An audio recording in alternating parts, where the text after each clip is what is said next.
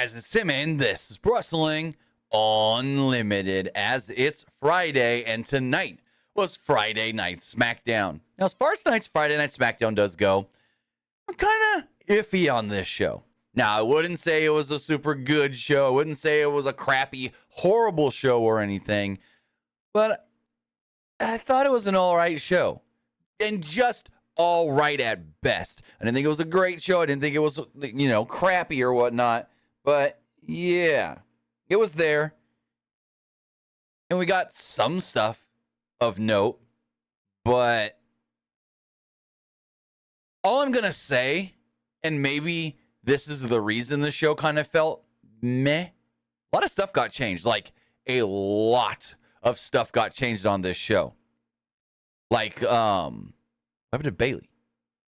And the match with, the Bayley Shotzi match. We were supposed to get a triple threat with Santos, Butch, and LA Knight, and it ended up being LA Knight versus Rey Mysterio. Like, this morning, or not this morning, but about noon Pacific, WWE had 5 things, 5 listed on their website. They had, and now I'm going to, oh, no, I can tell you exactly what those 5 things are because I wrote them down. They had listed on their website. I'm going to pull this up. Give me 1 second.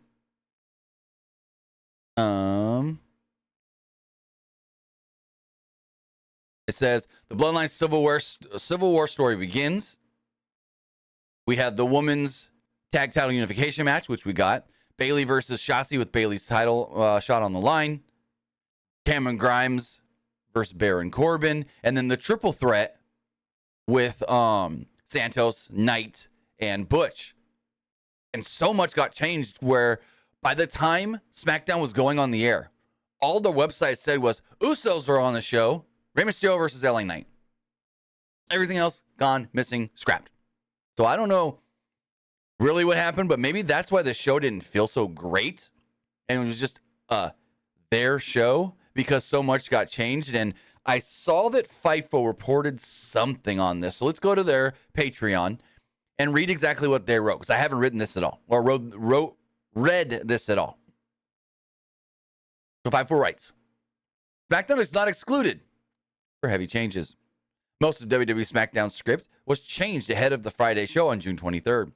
One talent even asked, quote, did SmackDown get Vinced? Many of the matches that had been promoted ahead of this episode of SmackDown were adjusted and cut.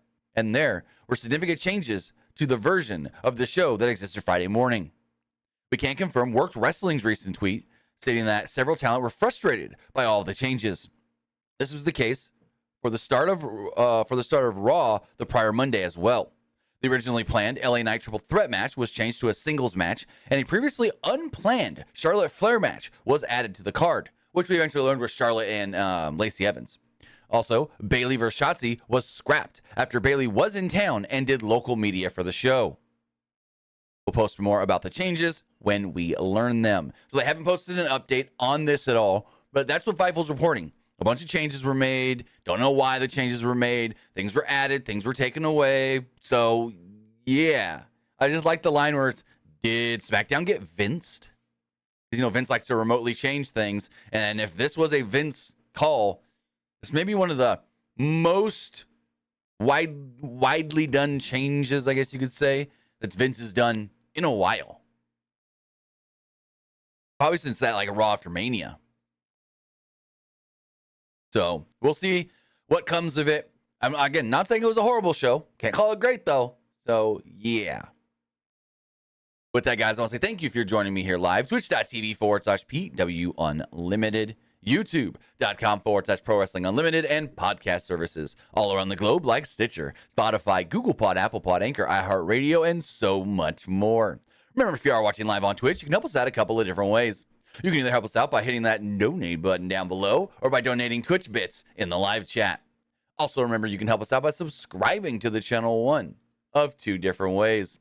You can either subscribe with a tiered subscription or you can subscribe with Amazon Prime, because remember, if you have Amazon Prime, well, then you have Prime Gaming. Prime Gaming gives you a lot of cool things like free games, free stuff for games, and you always get 1 free subscription to any Twitch channel you want to subscribe to throughout the month. And I'd greatly appreciate it if you did right here. Pro Wrestling,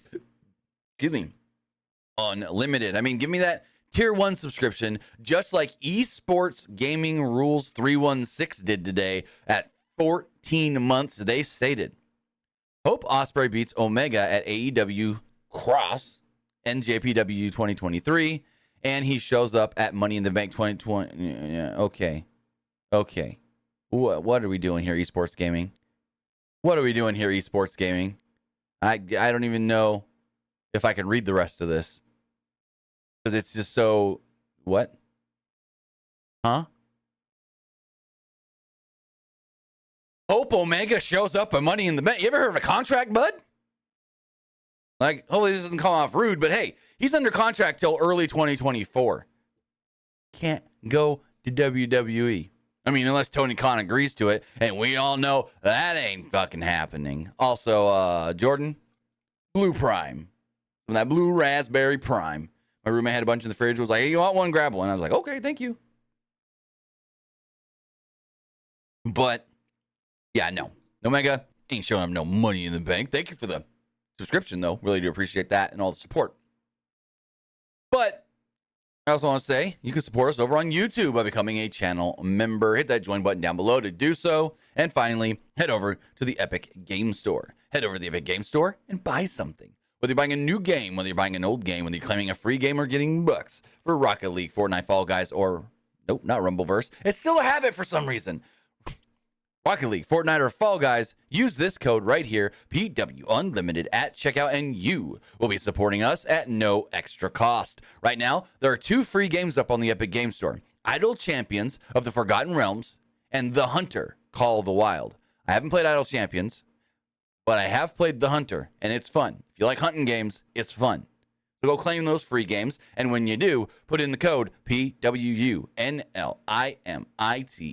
at checkout, and you, again, will be supporting us at no extra cost with all of your Epic Games and Epic Game Store purchases, whether that's on your PlayStation, your Xbox, your Nintendo Switch, your mobile device, because you can play Fortnite on your mobile device, or your PC. Excuse me. But with all of that, Smackdown kicked off with the Usos, because we the ones. The Usos came out, opened up the show. My notes are all backwards. Here we go. Usos came out, made their entrance with mics in hand. The crowd chanted their names, and they soaked it all in before they started to talk. Jay started to say, the bloodline, ... But Jimmy stopped him, and Jay corrected himself, saying, the Usos are in your city. Jimmy asked Jay how he was feeling, and the crowd chanted, Usi! I loved it. I thought it was great, like, Usi, Usi, Usi. Jay noted, they're about to fight their own family, and it's not supposed to be like that. Jay started to ramble a bit, and Jimmy stopped him again. And he said that he thinks Jay made the, quote, absolute perfect choice last week. Jay said they still love Roman, and the crowd booed. Jay spoke to Roman right into the camera and said that he would have done anything Roman had told him to do. Jay said where Roman messed up, though, was when he disrespected both Jay and Jimmy. Jimmy said respect is huge, and they were in the most dominant faction in WWE, but once Roman stopped showing the Usos respect, the Usos left him on that aisle of irrelevancy all on his own. Not quite all on his own, though, bud. Jay said that they could forgive Roman, but they can't forgive those outside the circle. Jimmy talked about how he and Jay were built on respect. Jay said things are going to be a civil war at Money in the Bank. Jay said everyone is looking at the best tag team in the world. And Jay said, Money in the Bank, it's a tag team match, Roman. It's a tag team match, Solo. You ain't going out there and doing your own thing. It's a tag team match, and we're the best tag team in the world. And I'm gonna say it, and some people may not agree with me. Some may say the Young Bucks. Some may say another team. I don't know. But I think the Usos, best team of 2023 thus far. From all standpoints. From character. From promo skills. From in-ring work. Best tag team of the year thus far. I know people are going to be like, hey, FTR, oh, the Young Bucks. Even some might say Kevin Owens and Sami Zayn. Some may say Street Profits, even though they ain't done dick haul all year. I'm going to say right now, in my opinion, if we were doing, say next month we do, halfway through the year awards or who we think is the best so far and could make it to best at the end of the year, which not a bad idea for a podcast. I'd say the Usos, tag team of the year right now. Jay said at Money in the Bank, it's locked down. And then Jimmy and Jay said they're going to welcome Solo and Roman to the Uso Penitentiary. And they ended the segment there. So yeah, great opening segment with Jimmy and Jay. I thought it was great. I thought they were great as always. And they just keep getting better. Like, how are the Usos evolving and continuing to get better? Like, they've been here since how long? When did the Usos start? I'm not talking FCW, but main roster. The Usos. Like, when did they come to? I want to say it was 2013, but I could be wrong with that. Maybe their main roster. Holy crap. Yep, it's way farther back than that. 2010. On May 24th, 2010, on an episode of Monday Night Raw, the Usos, which at one point it was Jules and Jimmy Uso, now known as Jey Uso, and Tamina made their debut as heels, attacking the then Undisputed Tag Team Champions, the Hart Dynasty, Tyson Kidd and David Hart Smith with Natalya. So yeah, Uso been around for 13 goddamn years, and they're still getting better. Better! That's called consummate professionals. Never settling, thinking, oh yeah, I'm the best, and just plateauing. No. Usos continue to grow. Usos continue to get better. Esports Gaming, either way, Ospreay's not confronting. Esports Gaming said I read his question wrong. Ospreay ain't confronting Seth Rollins either. You ever heard of a contract with New Japan? He's locked in till 2024. Both guys are under contract, ain't showing up in WWE. Oh, yeah.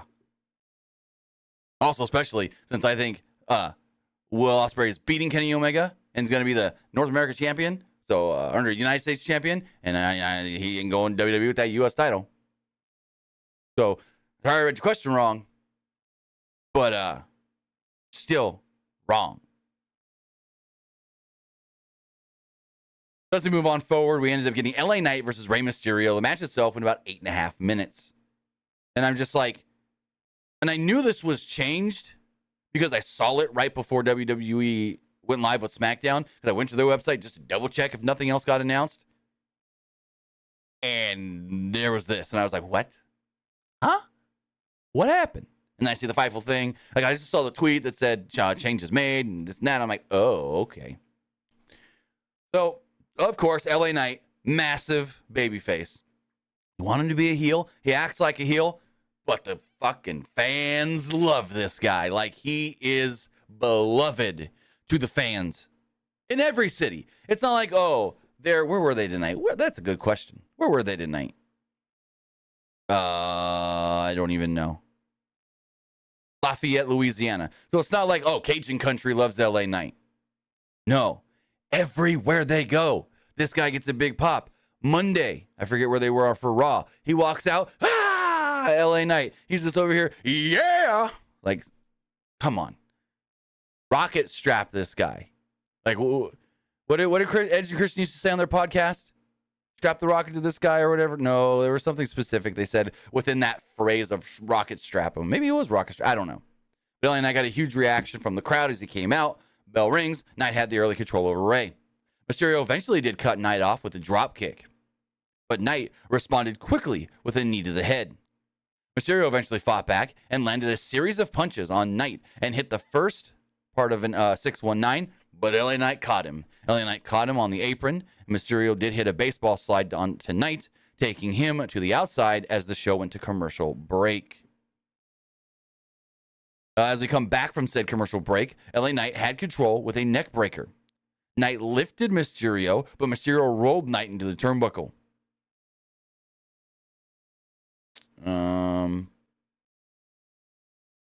Mysterio then hit a senton and a crossbody for a 2. Mysterio ran at Knight, and Knight caught him with a slam. Knight then landed a jumping elbow for a 2. Mysterio jumped at Knight, and eventually it turned into a DDT for a 2. Mysterio hit an enziguri, but Knight caught Rey and ultimately hit the blunt force trauma to pick up the victory. So yes, LA Knight defeats WWE Hall of Famer Rey Mysterio tonight, going in to Money in the Bank. Now, I don't know if you're going to look too much into this or whatnot and be like, oh, so does that mean he's not winning because he picked up a big win here? Because, you know, WWE likes to do that, give people momentum to make you think they can win a big match at a pay-per-view, and then they don't. After the match, though, Knight tried to take off the mask of Mysterio, and, well, Santos Escobar came out to make the save. Again, no Butch. We're supposed to get Butchie. We saw Ridgie. We got Sheamus in the main event, but no Butch. Where the hell was Butch? The show then immediately cuts backstage, where Solo Sikoa gave Samoan Spike to Ridge Holland in the back, because Ridge Holland... So, Solo and Heyman are walking towards camera, up a hallway. And Ridge has got, you know, something in his hand, and he walks up. He's like, oh, I need to watch where you're walking. And Solo looks at him like, excuse me, you're talking to me like that? Oh, fuck you up. Samoan Spike. He takes out Holland. He keeps walking away, and we get all Roman Reigns as the show goes to break. After the break, Sheamus comes out on the stage and cuts a very passionate promo. He calls out Solo and said that he'd give Solo the fight of his life. And said that if Solo really wants to fight somebody, he can meet me right down there in the center of that ring later on tonight. He goes to the back. Ronda's music hits, and her and Shayna come out for the unification tag title match against Isla Dawn and Alba Fire. I almost said Alba Dawn for some reason. I don't know. So they also showed Raquel Rodriguez sitting at ringside. Brand split don't matter, because she was drafted to Raw. But I mean, it makes sense why she was there tonight. So Baszler and Fire began the match, and Baszler got the best of her. Dawn tagged in soon into the match and got a quick 2 count, which then led to Baszler tagging into Rousey. Rousey did her takeover series on Dawn, but Dawn cut her off with a boot. Fire tagged in and took Rousey down. Fire suplexed Rousey, and Dawn hit a Meteora for a 2 count. Fire kicked the back of Rousey's leg and put Rousey in on her shoulders. Rousey came right back, though, with the Poison Rana, which I've never seen Ronda do something like that. So, hey, Ronda's evolving her game.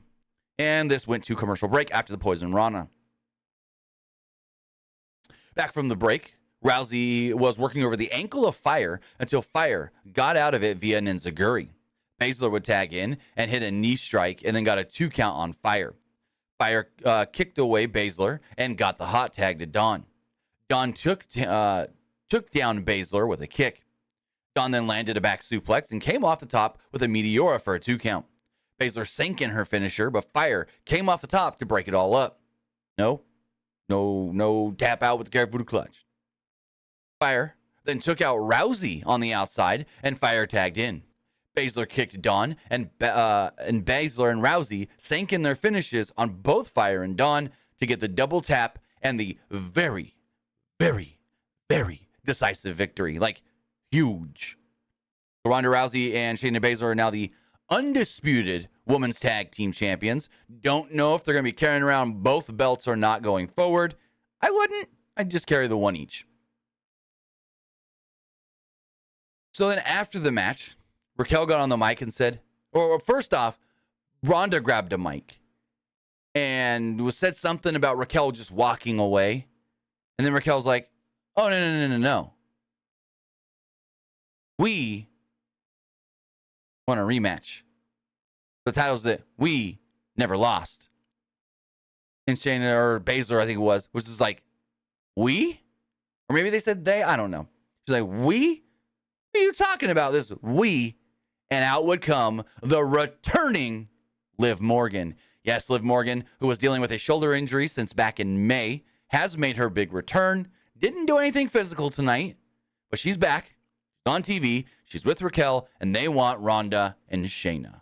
They want to go after those tag titles that they were forced to vacate because of Liv's shoulder injury. So cool to see Liv Morgan is back. Didn't get any word on her status as far as, yeah, she's back, but can't she just jump in and hop in the ring now? Can she get physical now? Can she have a match next week? Can she have a match at Money in the Bank next weekend? Not sure. So we'll follow up on that as soon as we hear what's going on with Liv and when they can do this tag title match. So then we got the Grayson Waller effect. And this was not great because it went way longer than it needed. Like, it dragged. Like, they used this to stretch time, it felt like. Like, this just, I don't know. It kept going and going. The crowd at one point was telling Pretty Deadly to just shut up. So Waller comes out there and he introduces Pretty Deadly as his guest. Waller added a disco ball to the set, which is kind of cool, I guess. The team said that the Grayson Waller effect is so much better than KO show. You know, they're feuding with Kevin and Sammy over them tag titles, so they're number one contenders. Waller said it was nice to have people on the show who actually have style and banter. Waller brought up the fact that next week, Pretty Deadly will be taking on Kevin Owens and Sami Zayn for the Undisputed WWE Tag Team Championships. Elton Prince started talking about how he doesn't believe Owens and Zayn, as far as them having enough respect.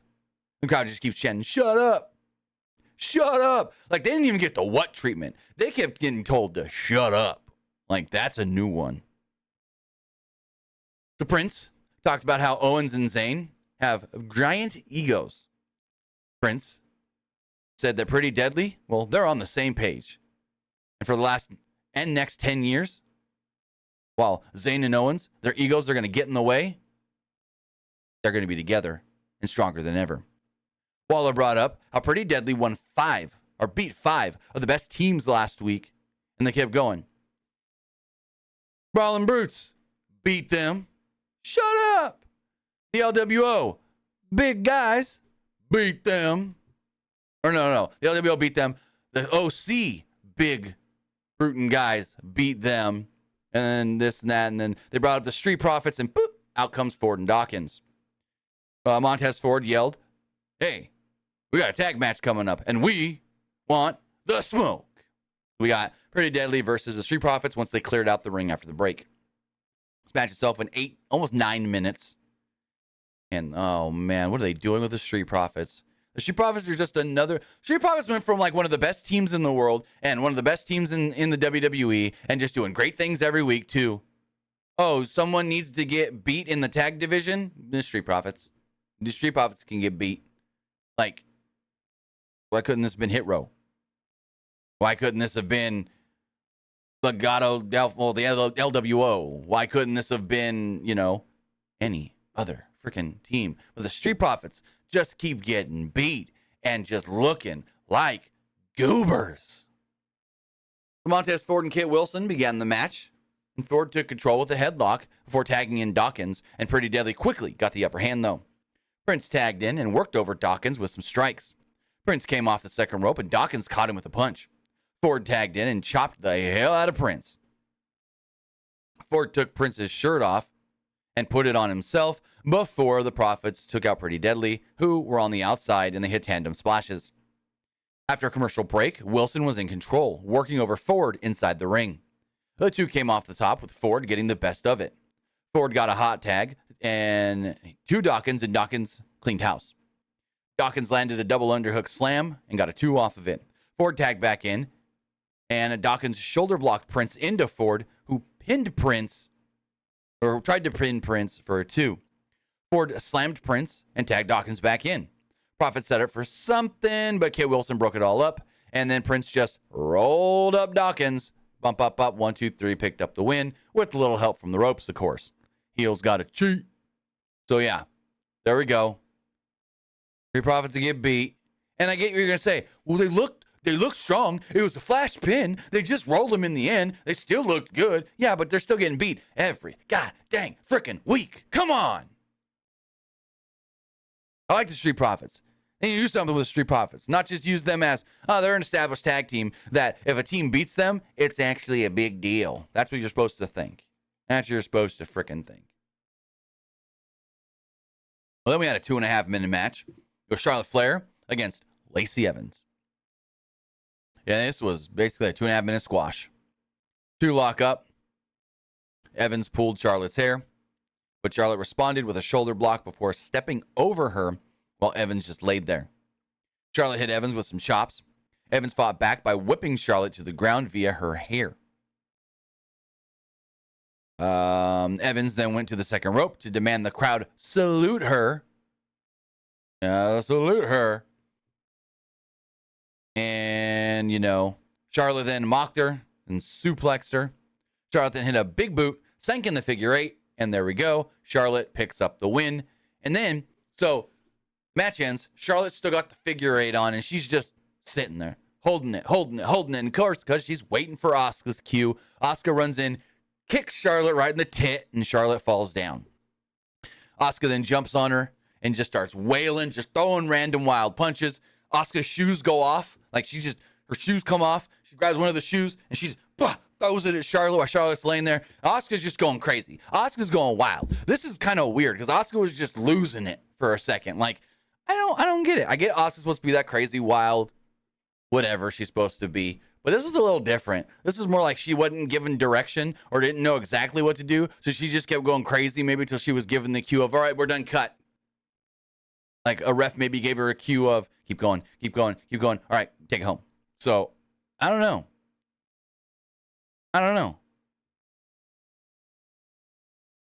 So then, Bianca Belair is shown in the back with Adam Pearce. Belair said that she wants to be ringside next week to make sure nobody cuts the line. That she gets the next shot after Charlotte Flair next week. Pearce said that there's too much at stake, and as a result, Belair will be barred from ringside. Bianca then questioned Pearce and walked away. This bitch, Bianca's turning heel, and she's going to show up anyways at ringside. I could be wrong, but I think she's turning heel. And she's going to say, screw your barred from ringside and show up. She's going to be like, I tried to play nice for way too long. I tried to abide by the rules. I tried to go at it the right way. And Charlotte gets to just do whatever she wants. Also, let's talk about Charlotte for a second. Charlotte's over here telling Bianca, well, yeah, you're saying you need your rematch because you lost. I never got my rematch. So I want a shot. Okay. But Charlotte, you're going for the wrong belt. I get it. You were drafted to Smackdown, and Asuka's the champion on Smackdown, and they have that new woman's title there. But you're supposed to be going for the world title because Rhea's the one that beat you for that belt. So this is all ass backwards anyways. We learned that next week. Well, actually, we didn't learn. We already know. Next week, Charlotte Flair will be challenging Asuka for the the WWE Women's Championship. Roman Reigns will return to SmackDown. Logan Paul will be the guest on the Grayson Waller Effect, and the Tag Team Championships will be on the line when Sami Zayn and Kevin Owens take on Pretty Deadly. All of this taking place in London. So this will actually be technically a pre-tape show. The show will probably get taped at like noon Pacific, maybe 1. I don't know the exact time difference. So we'll know all the spoilers before SmackDown goes on the air, and then it'll air. Because they ain't going to do it live from London. Hence why Money in the Bank ain't live local time U.S. in London. So we had our main event that went about 15 minutes, maybe a little shy of 15 minutes. But I liked this. I actually liked this. It's great that Solo gets to work with all these top guys for the short amount of time he's been here, whether that's in NXT and on the main roster. And Michael Cole let us know, Solo hasn't even been on this main roster for a year yet. He's had so many big high-profile matches, worked some of the biggest names in this company. Cody Rhodes, Sheamus. I think maybe he had a match with Drew, but I can't remember 100%. He's fought Riddle. He's had so many big matches, and they love this guy. They're pushing him big. They're getting him ready for something, and I love it. Honestly, Solo needs to beat Austin Theory for the U.S. title. His North American title run in NXT was short, and he never got to actually do anything with it. I think he should be the one to beat Austin Theory. Then him and Roman can stand there with belts and be like, hey, look, Solo got a belt because I helped him get that belt. What happened? Usos lost their belts. Sheamus had the early control until Sikoa fought back with passion. Like he beat the heck out of Sheamus. Sheamus tried an early bro kick before Sikoa rolled to the outside. Sheamus followed him and stomped on Sikoa's hand and then rolled Sikoa back into the ring. Sikoa bounced right back and worked on Sheamus's back. Sheamus ultimately did turn things around and came off the top of the clothesline and got a one off of it. Sikoa fought back with some chops, and Sheamus cut off Sikoa with a clothesline and then went for the 10 beats of the Bowdrin. Well, Solo kind of blocked it, though. On the apron, Sheamus lifted Sikoa, but Sikoa fought out of it and rammed Sheamus into the ring post. Sikoa then hit a Samoan drop on the outside as the show went to a commercial break. Back from the commercial break, Sikoa had control and pumped himself up as he ran into a clothesline from Sheamus, though. Sheamus slammed Sikoa to keep control. Sikoa rolled to the apron, and Sheamus grabbed him for more. Another attempt at the 10 beats of the Belgian. Sheamus fired up and went for a bro kick, but Solo cut him off, only for Solo to run into a knee, which looked very stiff. Looked like Sheamus actually kneed him in the frickin' face, and the crowd chants that this is awesome as Solo kicks out at 2. Sheamus then tried to lift Solo, but he couldn't for a minute until he did and hit the white noise. Kind of weird here, like he struggled. Sheamus never struggles like this. He only got a 2 off of that white noise, though.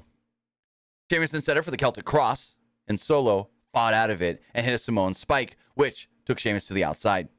Sikoa then slammed Sheamus on top of the broadcast table on the outside, but the match kept going. Sikoa then pushed Sheamus through the barricade on the outside. Finally, Jessica Carr, the referee, was like, nope, that's it. Bye, screw it, we're done. Yep, he can't keep going. He's done. Call the match. So then officials and EMTs and whatnot all come down to check on Sheamus. And what happens? Solo beats them down. Solo whips their butts. Solo spikes them all.